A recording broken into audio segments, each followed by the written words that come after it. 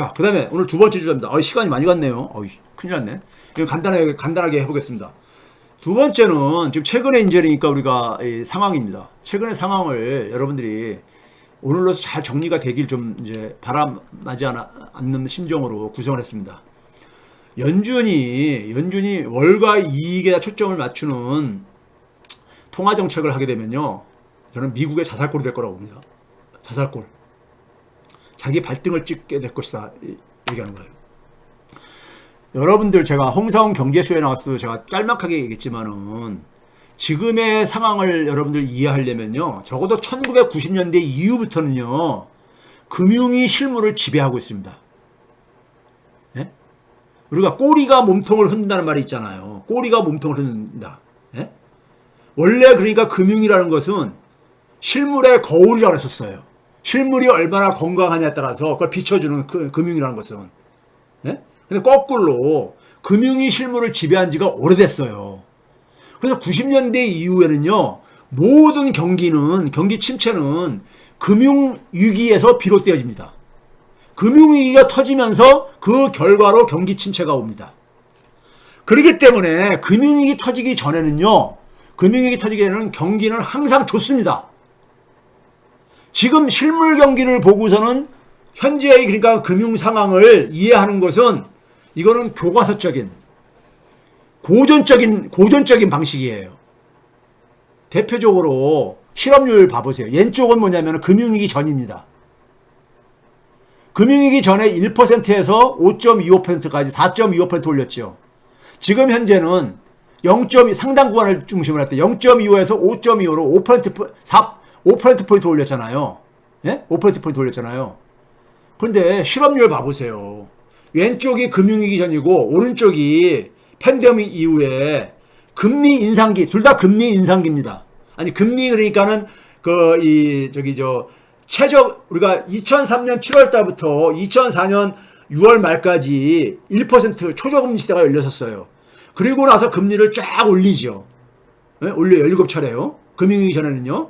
이번에는 뭐냐면은 작년 3월 달부터 금리를 올리기 시작했는데 그 1년 전부터 인플레이션이 올라가기 시작했었습니다. 그래서 똑같이 금리 올리기 1년 전부터 해가지고 최근까지 그러니까 이 흐름을 이제 비교를 한 거예요. 대비가 되기 때문에.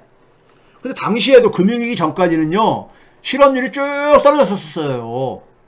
당시에 우리가 주로 우리가 경제학 체계, 미국 경제학 체계에 완전 고용을 실업률을 한 5%라고 얘기했었어요. 그런데 5% 밑으로까지 떨어졌었잖아요. 그 경기가 굉장히 좋았던 거예요. 그러니까요, 고용 상황이. 지금 마찬가지잖아요. 지금은 4% 밑으로, 이게 수치상으로 볼 때는, 실업률 수치상으로 볼 때는 완전 고용인 거예요. 그러니까 이런 거 가지고 그러니까는 지금의 상황을 여러분들이 해석을 하게 되면은 실패한다니까요. 그다음에 소비 지출 봐보세요. 미국은 소비 지출이 한 70% 차지한다니까 실질 개인 소비 지출, 그러니까 물가까지 반영한, 보게 되면요, 금융위기 전하고 최근하고 똑같은 그 기간에 보게 되면은요, 보게 되면 어떻습니까요? 거의 같이 움직이잖아. 계속 상승했잖아요. 예? 그 경기는 그러니까는 계속 그 금융위기 전에도 막 좋았었어요. 엄청 좋아지고 있었어요. 지금도 경기는 그러니까는 실업률이나 소비 지출 보게 되면은 나쁘지가 않아요. 그러니까 무슨 연착륙 얘기 나오고 이러는 거잖아요. 예? 주로 어둡게 보는 사람들이 침체에 빠질 것이다, 경착륙 할 것이다, 이런 얘기를 이제 전망을 그렇게 하는 것 뿐이고, 근데 그건 조건이 있습니다. 자, 그 다음에 어저께인가 나왔죠. 미시간대 소비자 심리 지수가 발표했는데 다시 반등했잖아요. 반등했어. 올해 1월 달부터 작년보다 오히려 그러니까 이렇게 높은 수준이 유지가 되고 있잖아요. 소비자들이 별로 지금 주눅 들지 않고 있는 거예요. 전혀 긴축의 충격이 안 보이잖아요. 소비자들한테. 안 보이잖아. 소비자들이 얼어붙어야 되는데. 예? 그렇지 않아요? 자, 그 다음에 기업 투자 봐보세요. 기업 투자 보시라고요. 밑에가 파란색이 금융위기 전입니다. GDP 대비 기업 투자액의 비중이에요. 예? 기업 투자액에. 이건 뭐냐면, 그, 주거용, 건설 분야는 빼놓고 이제, 주택 건물 이런 거 짓는 분야 빼놓고 이제 하는 걸 우리가 이제 민간 비주거용 고용 투자를 중심으로 기업 투자를 보니까요. 보면은 모양도 비슷하게 나오잖아요. 모양도 비슷하게 나오잖아요. 위에 주황색이 최근 우리가 이게 상황이에요. 예? 금리 인상기에 오히려 기업 투자가 증가하고 앉았잖아. 금리 인상하면서요. 그 전에 오히려 좀 떨어지다가. 예? 그리고 실물 경기 지표는 고용, 소비, 투자, 기업 투자 다 지금 괜찮은 거야. 다 괜찮은 거야. 더군다나 금융위 전보다 기업 투자도 비율이 더 높잖아요. 비중이요. GDP 대비로 보면요. 우위에 있다는 얘기는 그렇잖아요. 예? 그 다음에 이제 우리가 GDP 흐름입니다. GDP 흐름. 파란색이 이번에는 금융위기 전이에요. 그 다음에 주황색이 팬데믹 이후야. 팬데믹 이후에도 어쨌든 간에 증가를 하고 있잖아요. 출발점을 100으로 놨을 때 한 4% 정도 증가를 한 거예요. 올해 1분기. 작년 2분기를 100으로 놨을 때요. 아니, 작년에 21년도 2분기를 100으로 놨을 때요. 그러니까 금융위기 전에는요, 성장률이 굉장히 좋았었어.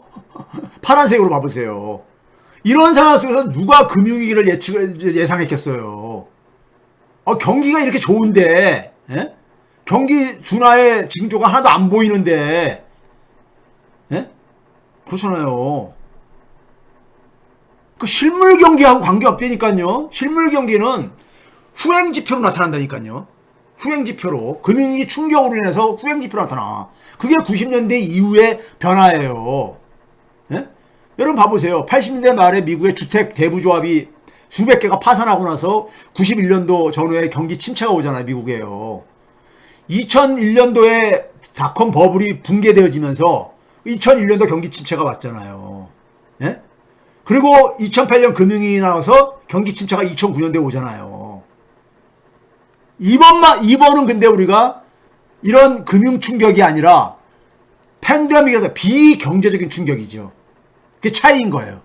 그 차이가 여기 성장률의 흐름에서 차이를 나타내는 거예요. 만약에 그 차이가 없다면은 지금도 성장률이 그러니까 금융위기 전과 비슷할 거라고 저는 봐요. 더 높으리라고 봐요. 왜? 돈을 더 많이 풀었거든. 돈을 금융위기 전부 더 많이 풀었거든. 예? 근데 이번에는 그러니까는 경제 생태계를 붕괴시켰잖아요. 예? 이번엔 다릅니다. 뒤에서 다시 써야 되겠지만. 그 다음에 여러분들, 주식 잘 나간다 그러죠, 주식이요. 주식 잘 나간다 그러잖아. 미국의 다우지수입니다. 다우지수를 보시게 되면요. 이게 작년에 금리 인상을 했었던 2021년 3월 달부터 최근까지, 이건 왼쪽에서 오른쪽으로 흐름을 봐야 됩니다. 제가 귀찮아가지고 조정을 안 했어요. 2.6% 올라갔을 뿐입니다. 2.6%가 올라갔어요. 어쨌든 간에 상승했잖아요. 어쨌든 상승했잖아요. 최근 6월 15일까지요. 예? 그렇죠? 상승을 했어. 근데 2021년도에 많이 떨어졌었기 때문에 아직 그걸 회복한 건 아닙니다. 회복한 건 아니야. 자, 그 다음에 이건 뭡니까? 금융위기 전이야. 금융위기 전에는요, 7.6% 상승했었어. 금리 인상기에. 금리를 그러니까는 그 금융위기 전에도 한 4.25%쫙 올렸잖아요. 근데 주가도 같이 쫙 올라갔다니까. 금리 올린다고 해서 주가 안 떨어져요.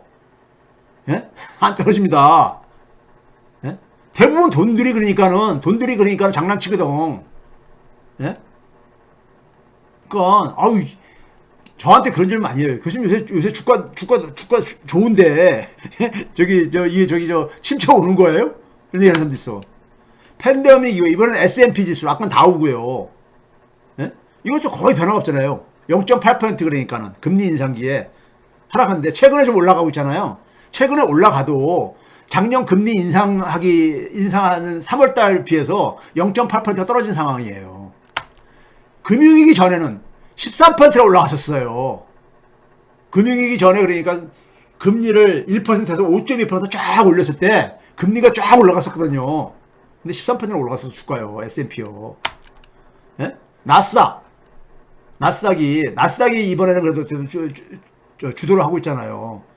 예? 작년 3월달 위에 한 6.4%가 올라왔어. 나스닥을 기준으로 보게 되면 제일 많이 올라간 거죠. 예? 나스닥이 최근에 좀 이렇게 그래도 워낙 좀 많이 올라갔었기 때문에. 예? 금융위기 전에는요 13% 올라갔다니까.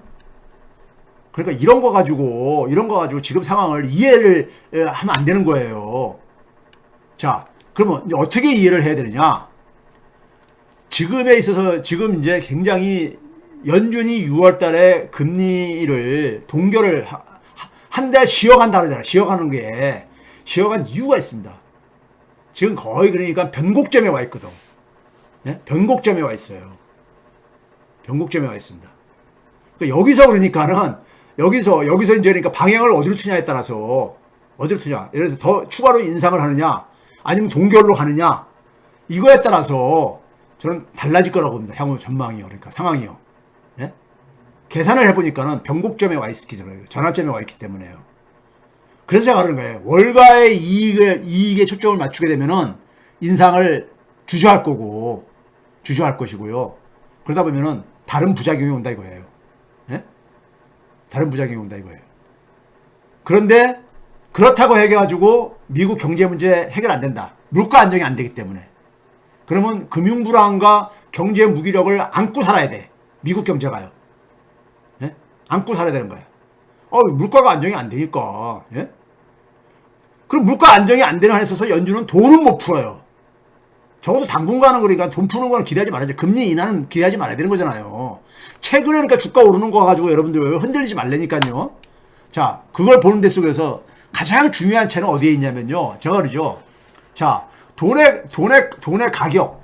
돈의 가격의 핵심은 뭐냐면 금리잖아요. 금리. 특히 시장금리요. 네? 시장금리잖아. 시장금리의 기준은 뭡니까? 국채입니다. 국채요. 예? 예, 국채가 가장 그러니까는 금리가 낮으니까 자금 조달벽이 낮은 거니까요. 예? 그렇죠? 회사채나 이런 거에 비해서.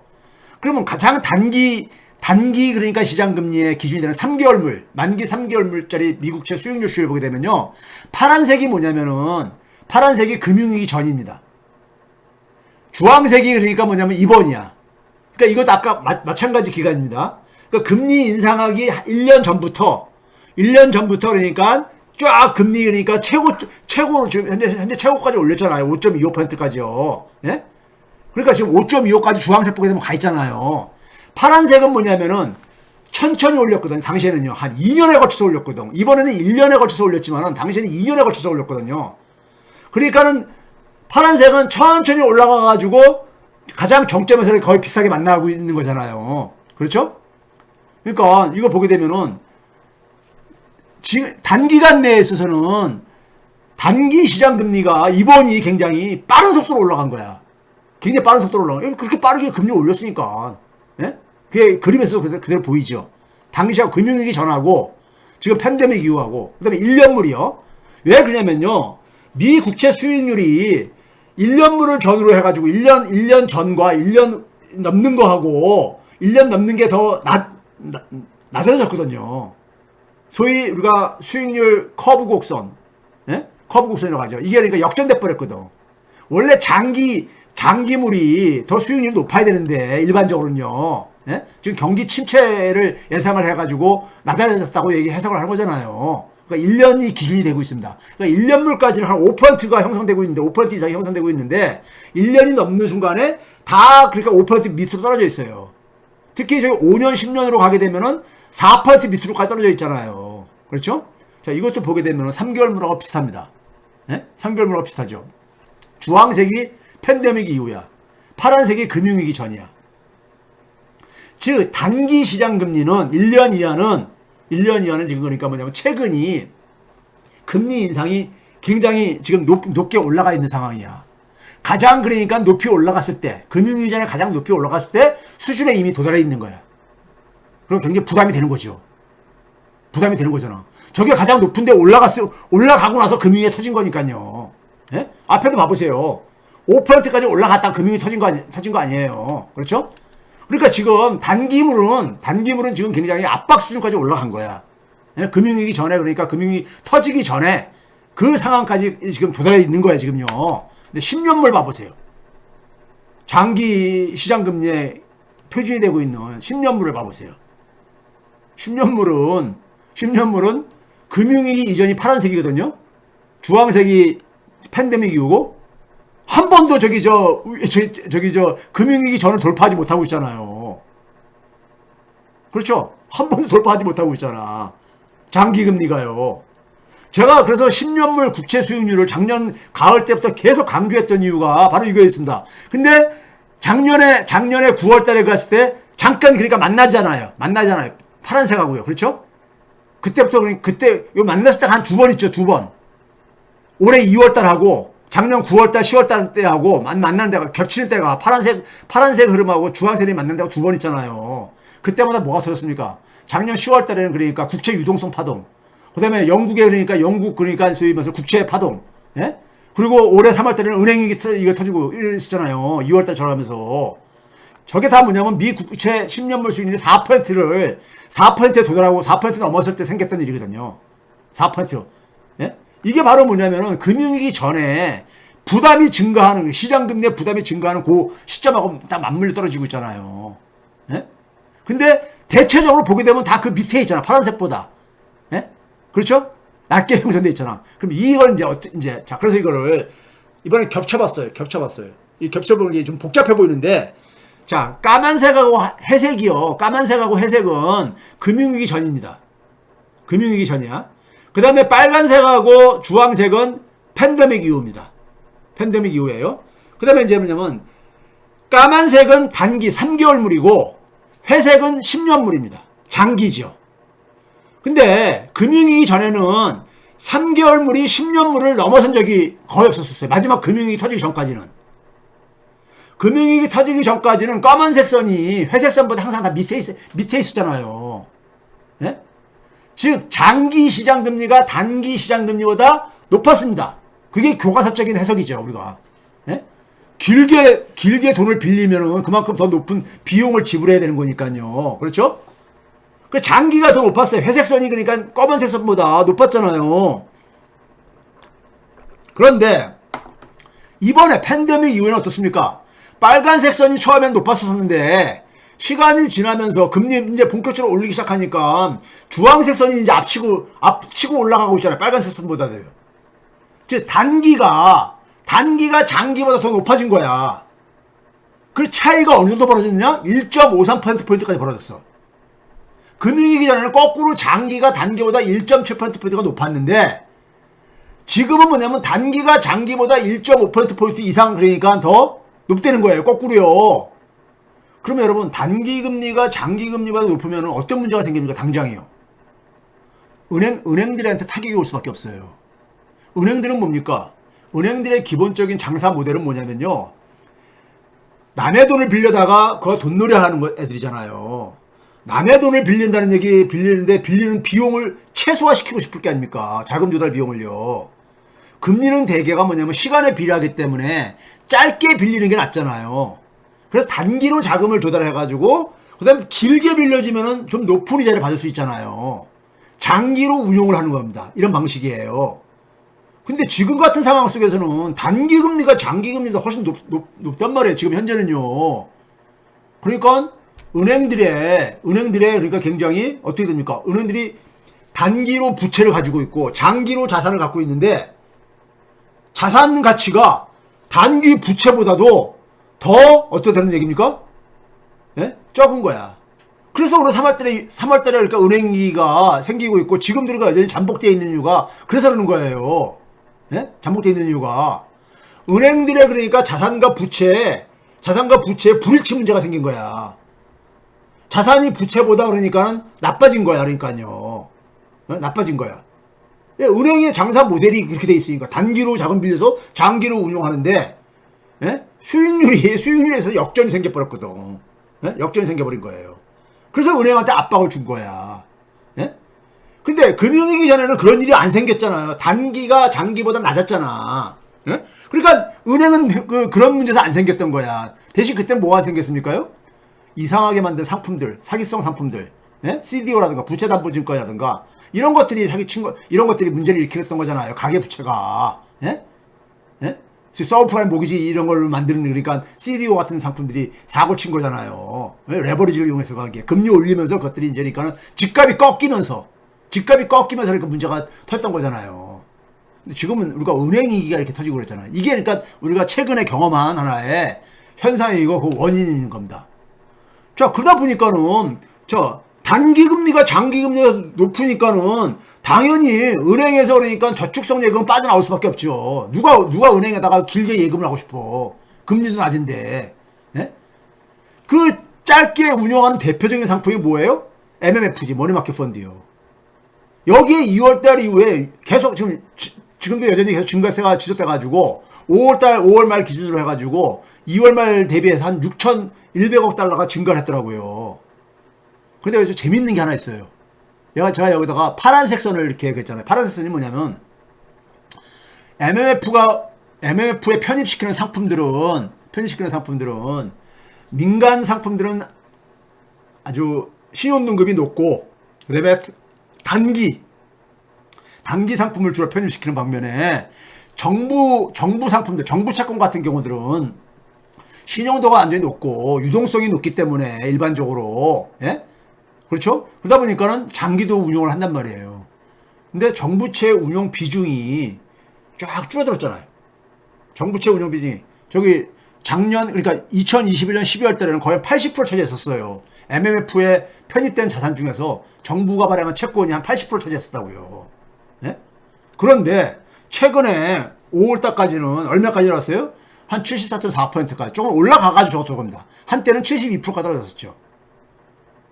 네? MMF 규모는 커졌는데 비중이 떨어졌다는 얘기는, 네? 비중이 떨어진 거예요. 떨어졌는데 이게 왜 떨어진 겁니까? 미 국채 가격이 많이 하락했다 했잖아요. 작년 말 이후에 그래도 좀 회복이 돼가지고 다시 좀 올라간 거야. 그래도 여전히 뭐냐면 시장 가격이 국채 시장 가치가 액면 가치보다도 하회하고 있잖아요. 아직도 여전히 그러니까요. 그게 바로 뭐 때문에 했었어요? 국채 수익률이 쭉 올라가니까. 국채 수익률이 올라가면서 생긴 문제였었잖아요. 그렇죠? 그렇죠? 자, 그래서 그런 점에서 정부 채권을 민간에서 소화를 못하고 있다는 거. 이거를 좀 이제 하나 주목을 해주시고요. 그 다음에 시장을 한번 봐보세요. 미 국채를 보유하고 있는 경제 주체들의 보유 비중입니다.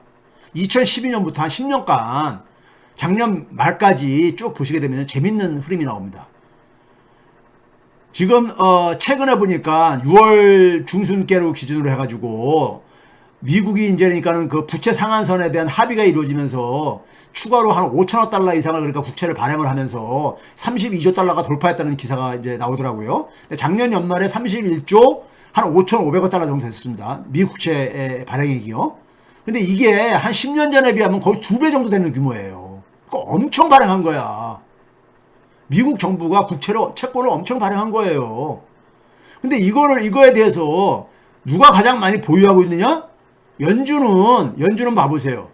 연준은 쭉 39.7%에다가 41.5%까지 중간에 2019년에 좀 줄어들었죠. 이때 왜 줄어든 겁니까요?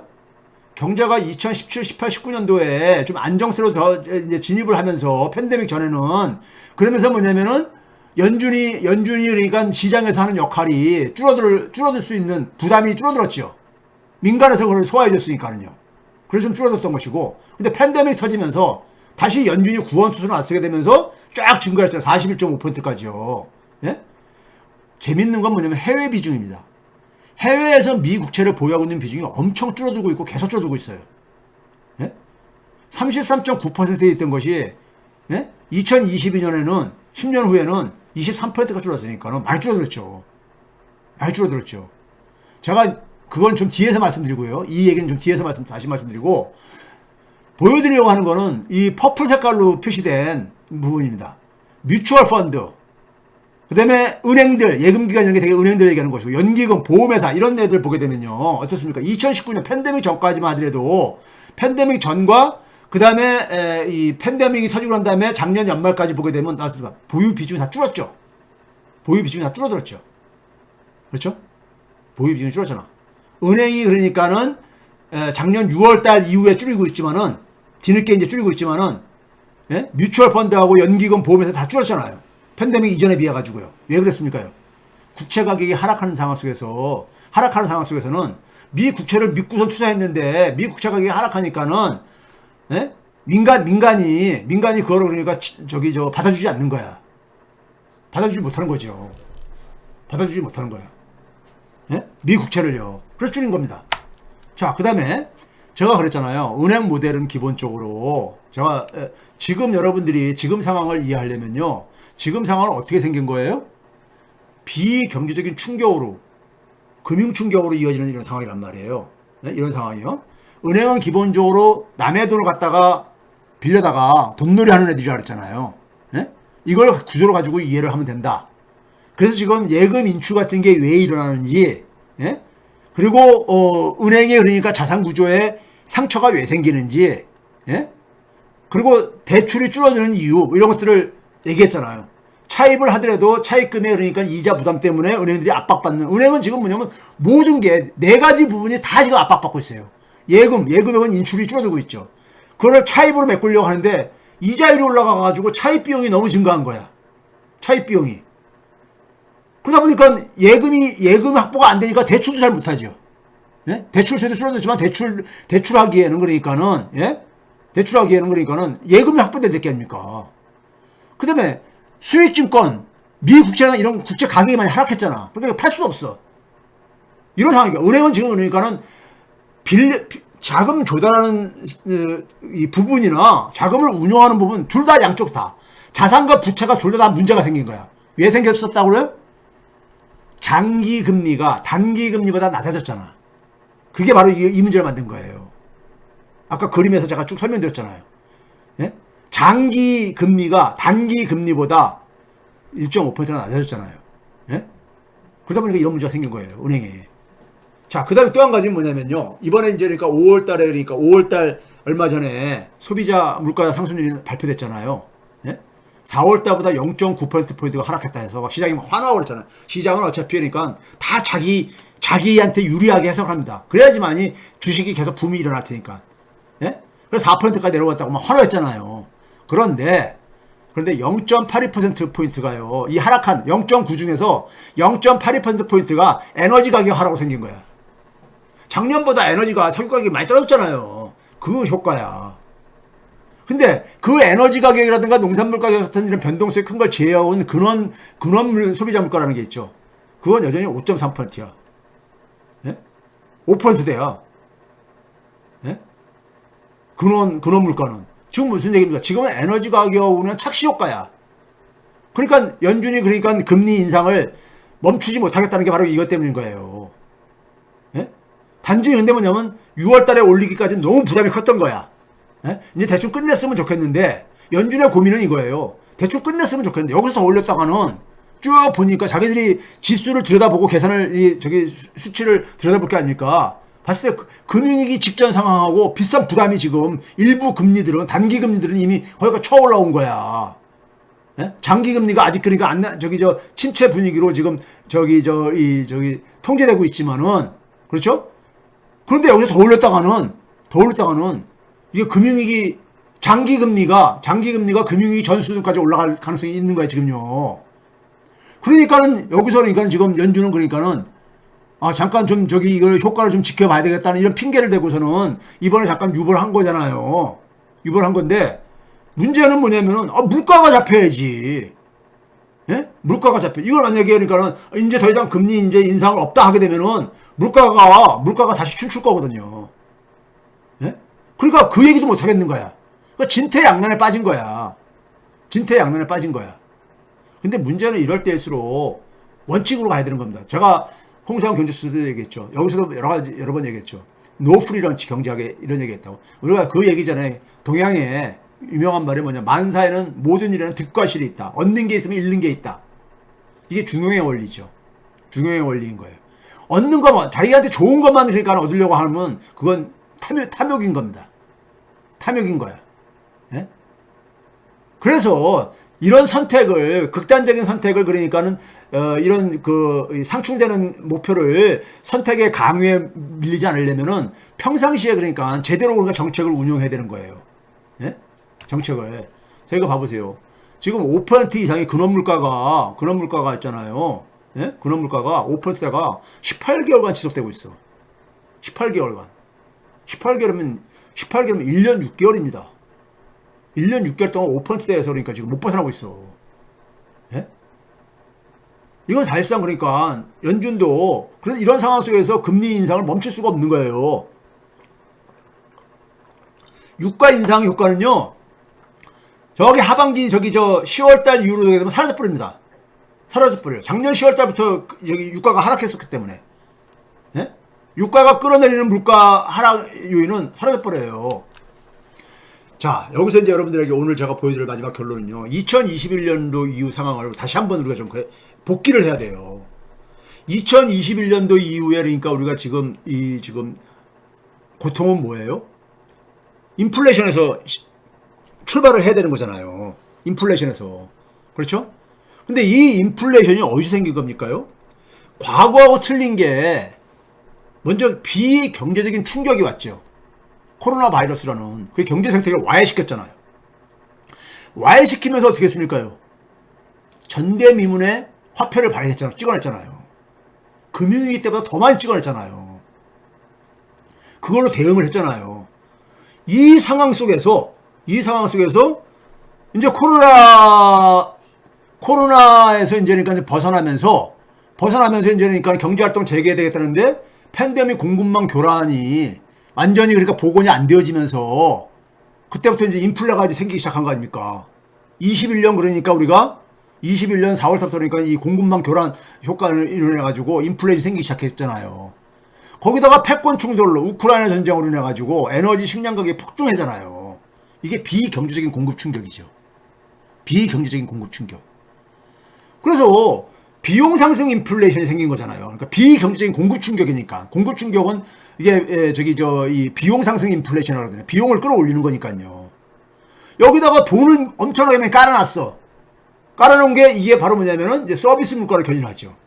예? 인플레이션 생기니까 임금 올려야 되고, 예? 그리고 뭐냐면은 서비스를 제공하는 사람들이니까 가격을 올려야 되고 그러는 거잖아요. 음식 가격도 올려야 되고요. 음식점에서. 예? 이걸로 그렇게 된 거잖아요. 그렇기 때문에 이게 서비스 물가 견인으로요, 넘어가게 되면은, 더군다나 이게 이제 이 근본은 뭐냐면은, 비경제적인 공급 충격에 의한 인플레이션이 밑에 깔려 있는 거잖아요. 깔려 있는 거잖아. 지금은 서비스 물가로 외형적으로 보이고 있지만요, 이 공급 충격 인플레이션은요, 원래가 공급 충격 인플레이션은 잡기가 힘들게 돼 있어요. 경제학 교과서예요. 예? 사람들이 막 소비를 많이 해가지고 물가가 올라가는 거는 금리를 막 올리게 돼가지고 돈을 못 쓰게 하면 돼요. 통제가 됩니다. 이론적으로. 근데 공급적 충격은 돈을 줄이는 것만 가지고 안 되거든요. 예? 이걸 하기 위해서는 더 강한 충격이 필요해요. 이거를 그러니까는 긴축으로 잡으려면은 굉장히 강한 긴축. 어떤 긴축이냐? 억지로 그러니까 인위적으로 그러니까는 경기 침체를 만들어야 되는 거야. 인위적으로. 사람들이 그러니까 아예 소비를 못하게 만들어야 되는 거예요. 예? 그 정도 만들 정도로 금리를 인상을 해야 되는 거예요. 예? 그 정도로. 지금 그러니까 근원 물가가 5%대가 이게 지금 그러니까 금리를 5%까지 올리는데도 불구하고 지금 물가가 5%에서 근원 물가가 안 내려오고 앉았잖아요. 예? 안 내려오고 있잖아. 그러니까 제가 그러잖아요. 이 인플레이션은 새로운 인플레이션이다. 출발 자체가 어디서 출발했냐? 비경제적인 충격에서 발생했어. 근데 문제는 뭐냐면 경제적인 해법으로 대응을 하고 앉았어. 이게 맞냐고요. 예? 더군다나 이 21년도 이후에 나타난 인플레이션 요인이 해결된 게 있습니까? 해결된 게 있냐고요. 코로나 바이러스. 인간의 자연의 균형을 깨트려 생긴 거잖아요. 패권 충돌. 이거 해결됐습니까? 앞으로도 계속 이거는 약효가 좀 떨어져가서 지금 진정되고 있는 거지. 이 문제가 없어진 게 아니잖아요.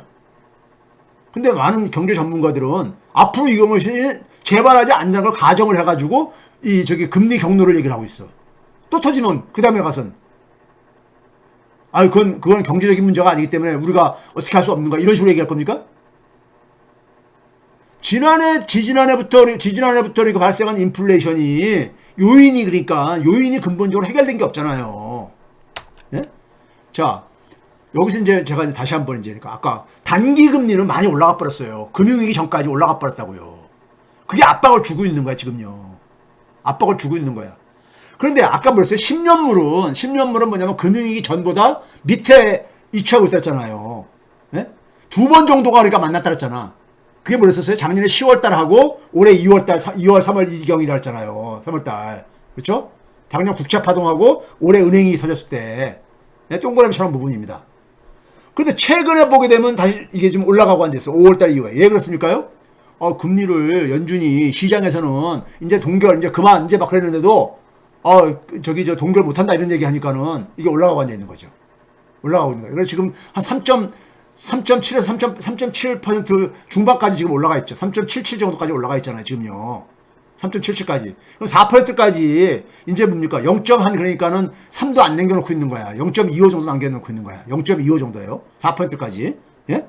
남겨놓고 있는데, 자, 문제는 뭐냐면요. 금융위기 이후에 근원 물가가 1.6%, 평균 1.6% 됐습니다. 상승했습니다. 1.6%였었어. 근데 지난 2년간은 근원 물가가 4.9%야. 그러니까 완전히 성격이 다른 인플레이션이라니까요. 그러면 금리를 내리기가 쉽지가 않은 거야. 금융위기 이후처럼. 첫째 금리 내리는 거는 기대하지 말아라. 당분간은. 그 다음에 금융위기 이후에 10년간에 10년물 수익률 평균치가 2.3%였었어요. 네? 연준에 그러니까는 연준이 작년 9월 달에 장기 중립금리 전망치가 2.3에서 3인데 전문가들은 미국의 대표적인 전문가가 IMF 경제수석했던 블랑샤르라든가 프랑스 출신이죠. 서머스 같은 레리 서머스 같은 사람이 최소한 얘기하는 게 중립금리를 3에서 4, 블랑샤르는 4%, 서머스는 4에서 4.5%까지 보고 있습니다. 네? 보고 있어. 그런데 이 정도까지는 그러니까 갈 수밖에 없다 이거야. 네? 10년물 같은 것들이 그러니까요. 그러면 연준이 5월 금리를 인상하고 난 다음에 10년물 수익률 평균이 한 3.7% 정도 됐거든요. 근데 연준이 뭐냐면은 3월과 5월 사이에 한 금리를 인상했을 때 10년물 수익률이 얼마 정도가 변했냐면요. 3.47%까지 평균이 갔으니까는 0.2%포인트를 끌어올린 거야. 네? 3월달과 5월달 사이에 금리 한 번 더 올린 게. 그럼 연준이 추가로 지금 말처럼 연준이 이번에 회의록 기자회견하면서 파월이 최대 2번 정도 더 인상할 수도 있다. 이런 여론을 남겼잖아요.